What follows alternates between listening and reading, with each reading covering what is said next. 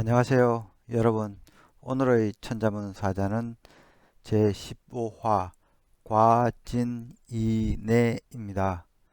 과실과 보배진 오얀리 능금나무 내가 되겠습니다. 사자를 번역하면은 과일의 보배는 오약과 능금이다가 되겠습니다. 천자문에서 지역 특산물들을 이야기했었는데요. 중원의 서남 쪽이나 서북에서 광물들이 많이 나온다면은 중원의 동쪽 또는 이 동북 쪽은 오약과 능금이과 같은 이런 과일들이 유명합니다. 오약과 능금은 중국과 한국이 원산지로 추정되는 아주 오래된 과실들입니다.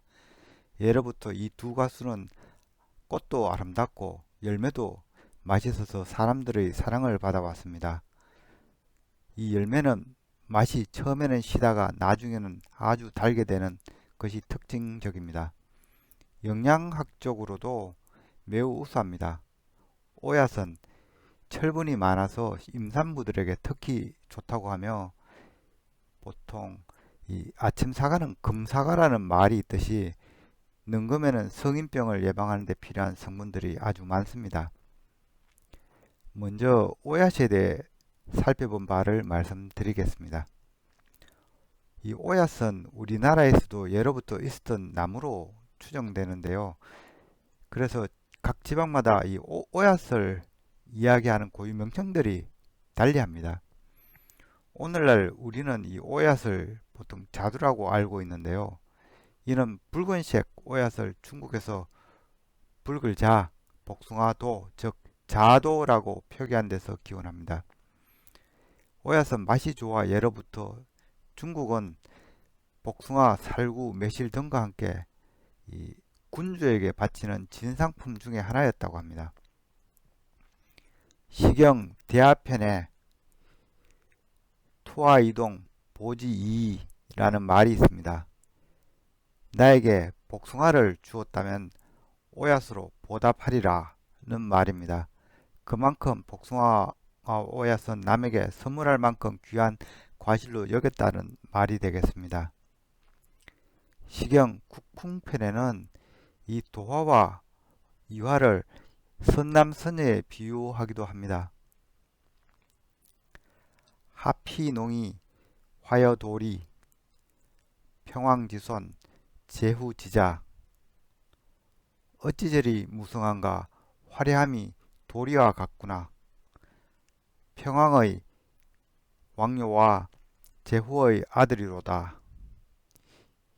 이 문구는 이 주평왕의 딸이 제양공의 아들에게 시집가는 모습을 그린 사언시로서 왕녀가 제후의 아들에게 시집가는데 교만을 떨지 않았으니 사람들이 그녀의 성품과 아름다움을 이 사언시로 찬미한 내용입니다. 이렇듯 한시에서 봄의 화려함을 이야기할 때 이 도리화는 함께 언급되는 경우들이 많습니다.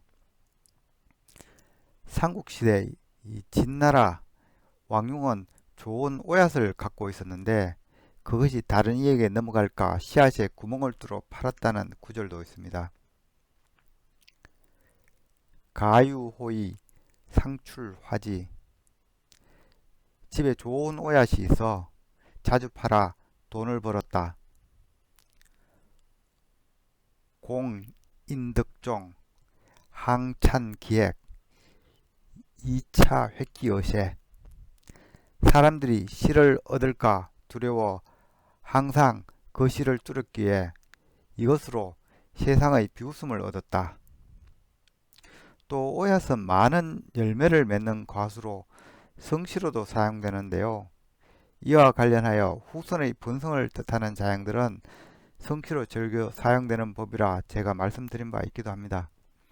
왕융어의 또 다른 일화에도 오얏이 많은 열매를 맺는 과수라는 이야기가 있습니다.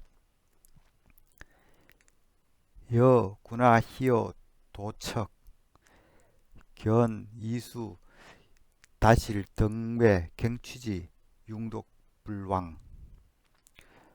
또 길가에서 아이들과 즐겁게 노는 적이 있었는데 오얏 나무의 열매가 잔뜩 열린 것을 보고 무리들이 다투어 그것을 쫓아갔는데 융은 홀로 가지 않았다.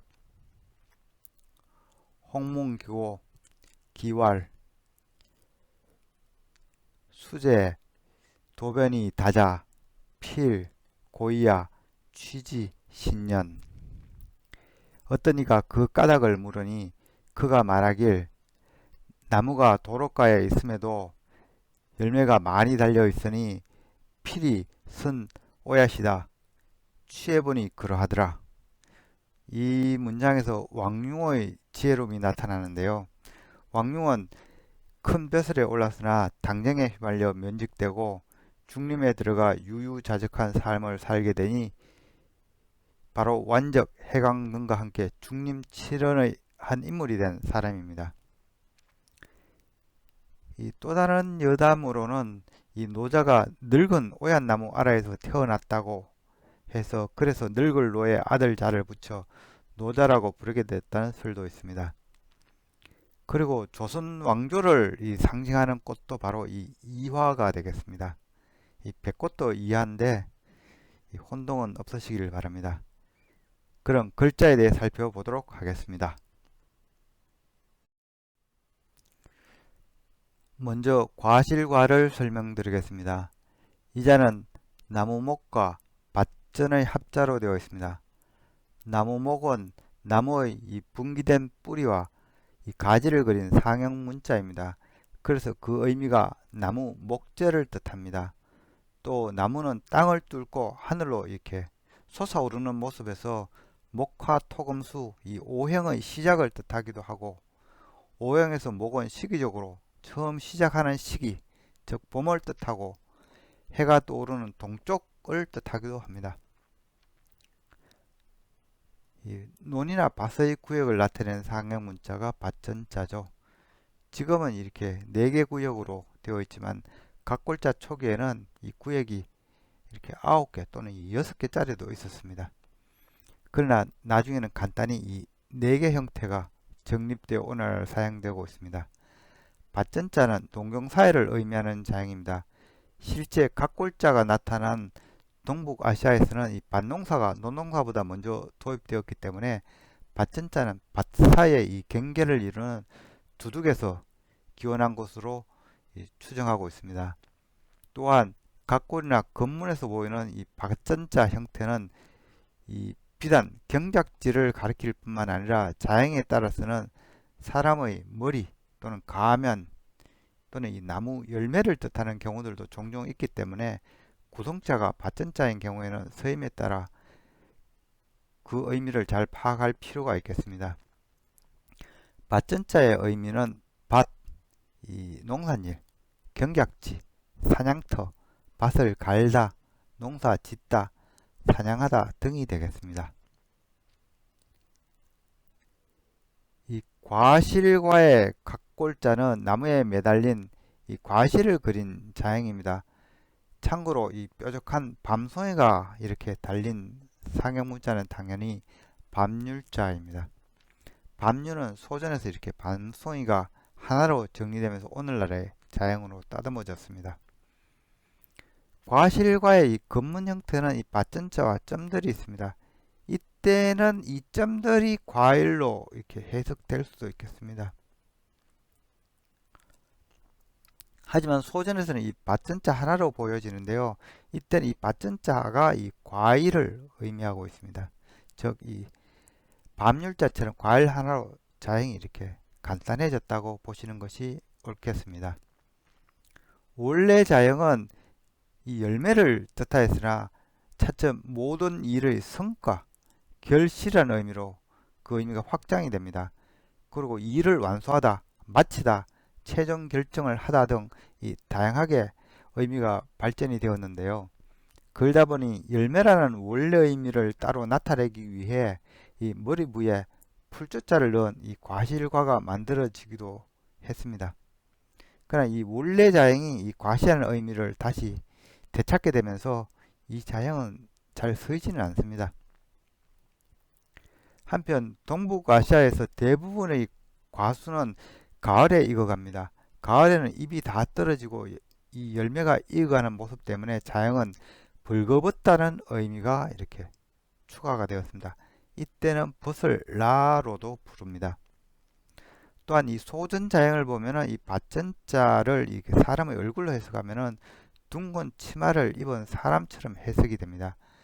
그 자리에 서 있는 나무의 이미지와 함께하여 이 자형은 곁에 서 있는 여인, 즉 시녀 또는 시중을 들다는 뜻도 덧붙여지게 되는데요. 이때는 시중들 와로 읽기도 합니다.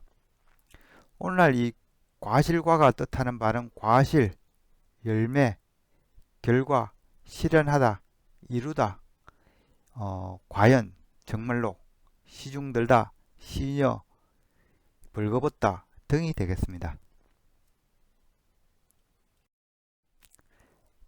다음 자는 보배진입니다. 이 자는 구슬 옥변에 숫 많고 금을 진의 합자입니다. 구슬 옥의 각골자는 예쁜 조개 껍데기 또는 돌멩이, 단단한 동물 등을 이렇게 끼워 만든 장식을 그린 상형문자라고 이미 한번 말씀드린 바 있습니다. 나중에 이 옥을 깬 장식이 크게 유행하게 되면서 이 나중에는 이 옥을 상징하게 됩니다. 그래서 이 구슬옥은 둥글다, 구슬, 꿰다, 엮다, 다듬다 등의 속뜻이 있습니다. 구슬옥은 임금왕과 형태가 비슷하므로 예서에서부터는 이 구분을 위해 우측 아래 점을 찍어 나타내게 됩니다. 그렇지만 변해 있을 경우에는 이 옛날 형태 그대로 쓰이게 됩니다. 숫 많고 금을 지는 원래 새의 몸털을 그린 자형으로 보고 있습니다. 그러나 사람의 무성한 머리털을 가리키는 데 사용하게 되죠. 비슷한 자형으로는 이렇게 높이 날 요가 있습니다. 이 자형은 새가 날개듯 하며 높이 나는 모습을 그린 자형입니다. 새의 이 몸체를 가리키는 이 구성자가 바로 이 숫마늘 금을 진 형태가 되겠습니다.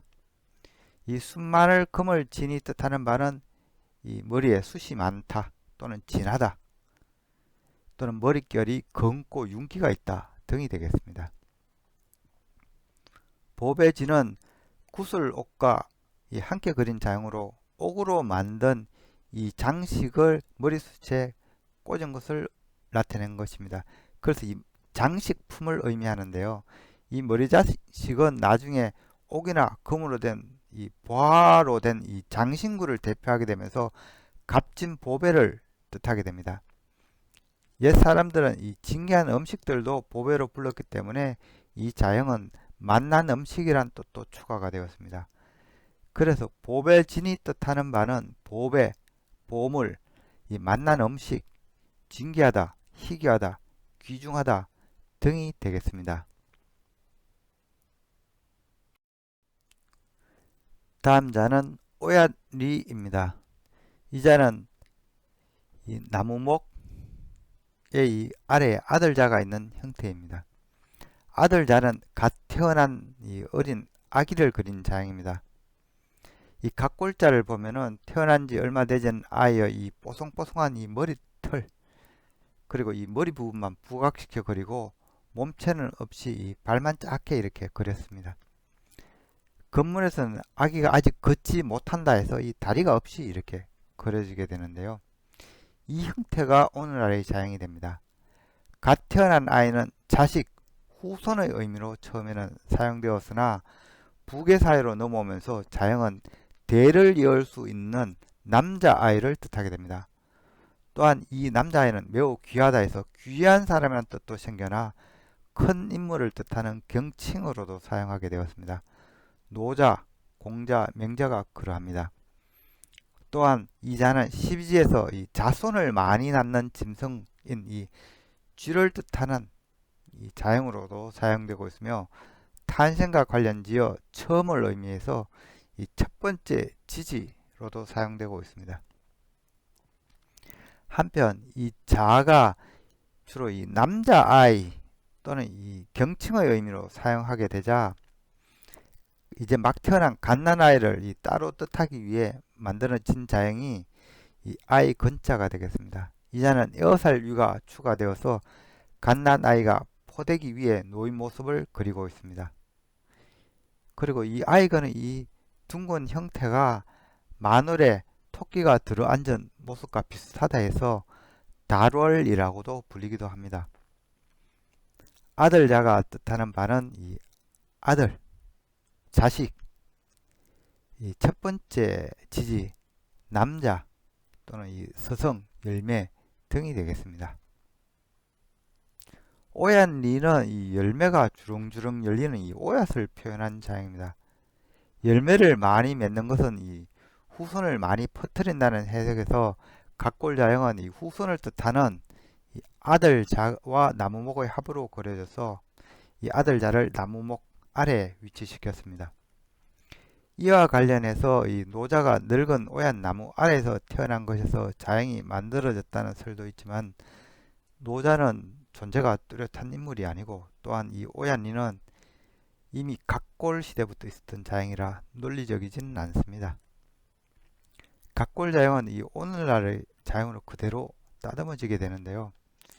오얏리는 또 이 벼슬아치 리와 이 형태가 비슷하고 발음도 같아서 지위가 낮은 벼슬아치라는 그런 의미도 갖고 있습니다. 그래서 오늘날 오얏리가 뜻하는 바는 오얏, 자두, 벼슬아치, 심부름꾼, 옥관 등이 되겠습니다. 참고로 이 대추도 보통 열매가 꽤 많이 열리는 나무죠. 그런데 이 대추는 이 가지에 가시가 이렇게 많이 나는 것이 특징적입니다. 그래서 옛 사람들은 이 가시조를 이렇게 포개어서 이 대추조를 표현하였습니다. 이렇게 병렬로 연결된 형태는 가시극으로 가시나무를 뜻하죠.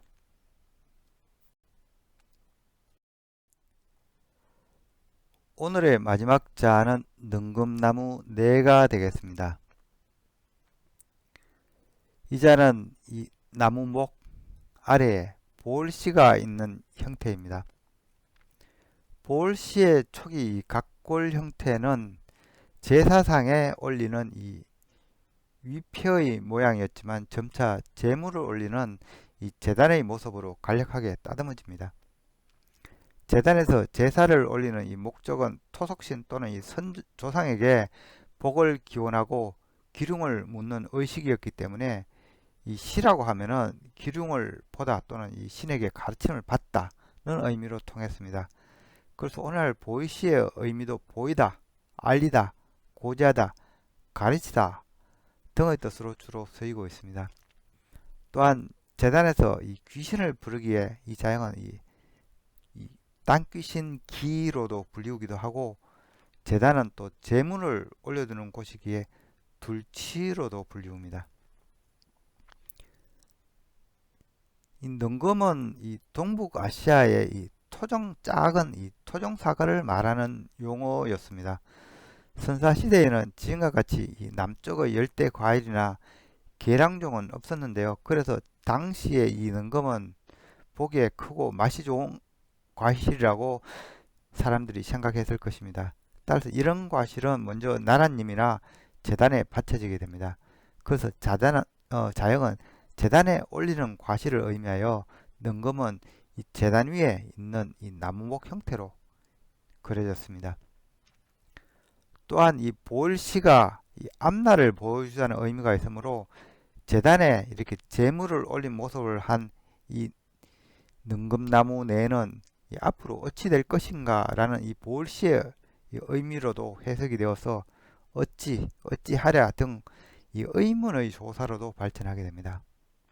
이후 이러한 의미를 따로 나타내기 위해서 형태는 비슷하지만 이 나무목 대신에 하늘을 뜻하는 이 큰 대자를 넣은 것이 바로 어찌 내가 되겠습니다. 그렇지만 자형이 비슷해서 능금나무 내를 이 어찌 나로 이렇게 부르기도 합니다. 능금나무 내가 뜻하는 바는 이 능금나무 어찌하랴 등이 되겠습니다. 참고로 이 마지막으로 이 감나무도 한번 소개해 드리겠습니다. 감나무는 이 동북아시아의 온대지방에서 자생하는 과수입니다. 특히 한국에서는 홍시와 곶감으로 많이 먹는데요.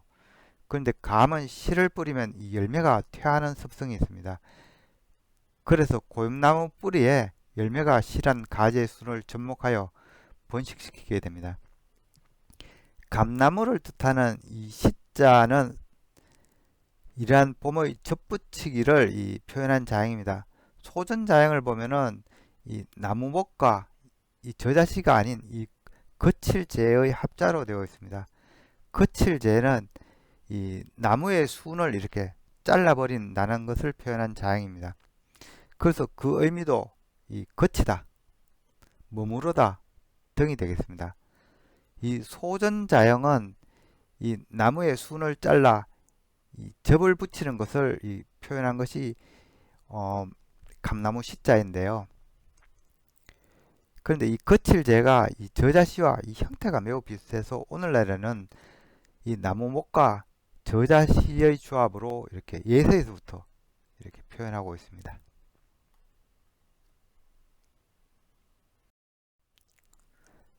이상으로 오늘의 천자문사자 과진이내 즉 오약과 능금은 이 과일의 이 보배다는 사자성어를 마치도록 하겠습니다.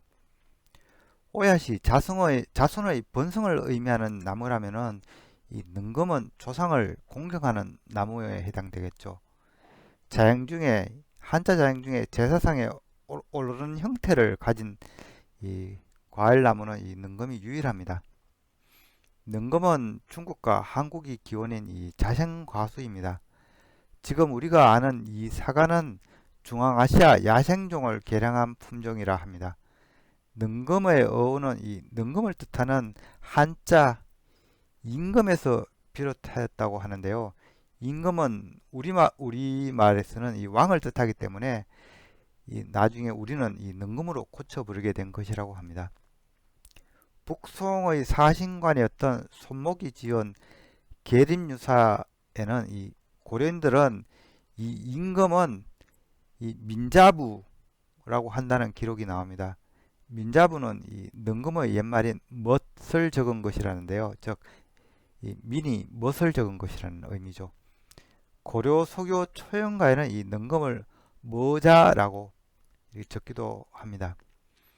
그리고 우리가 아는 오늘날 사과는 이 한참 후인 조선 후기 1654년 임평대군이 중국 사신으로 가서 수레에 이 나무를 묘목을 실어 왔다는 기록이 있습니다.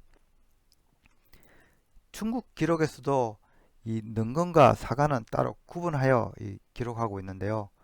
이 능금은 임금 또는 이 내라고 적고 사과는 이 빈과라고 적습니다. 이 빈과는 고대 인도 산스크리트인 이 핑포에서 나온 말이라고 합니다. 제가 자형 설명에서 이 제사상에 올리는 과일로 사과를 말하였는데요. 그런데 이 유교의 조상 제례에는 특정 과일을 지목해서 상에 올리라는 말은 없다고 합니다. 그런데 우리는 조율의시 홍동백서를 답습하고 있는데요. 과일은 이 동쪽으로부터 대추, 밤, 배, 감 순으로 놓고 그 외 과일은 이 붉은 것을 동으로 흰 것을 서쪽에 둔다고 합니다. 이러한 차례 예법은 조선 후기에 형식에 집착했던 일부 양반들과 이들을 무작정 모방한 부유한 중인계급이 주도적으로 퍼뜨린 것으로 보고 있습니다. 유교의 조상제를 담은 주자 그 아래에는 과실은 그냥 과라고만 표기가 되어 있어서 주석서에는 이 과는 그 지역에서 나는 제철 과일이라고 적혀 있습니다. 조유리 씨가 제사상에 오르게 된 이유로는 연유는 이 조선 후기 실학자였던 유영원의 반개수록에 한국 풍토에 맞는 과실로 뽕, 대추, 밤, 감, 배나무 등을 심도록 이렇게 지목한 데서 기원했다는 설도 있습니다. 주자 가래에서는 과실을 제사상에 올리는 방식에 대해 다음과 같이 언급하고 있습니다. 기, 절지, 이 소상자, 천이, 대반, 간이, 소가, 예여, 정지, 사길지. 절기를 이 중히 여기는 사람은 이 채소와 과일을 섞은 이 큰 쟁반을 이 예, 올려서 예를 차리는 것이 이 올바른 정을 초하루의 이 법도이다고 적혀 있습니다. 이 사진은 태계 이황 종가에서 이 주작 아래에 충실히 따라서 이 차린 설 차례상이 되겠습니다. 과일들을 이 큰 쟁반에 한 번에 섞어 담아 이 단촐한 이 제사상을 보이고 있습니다. 지금까지 시청해 주셔서 감사합니다.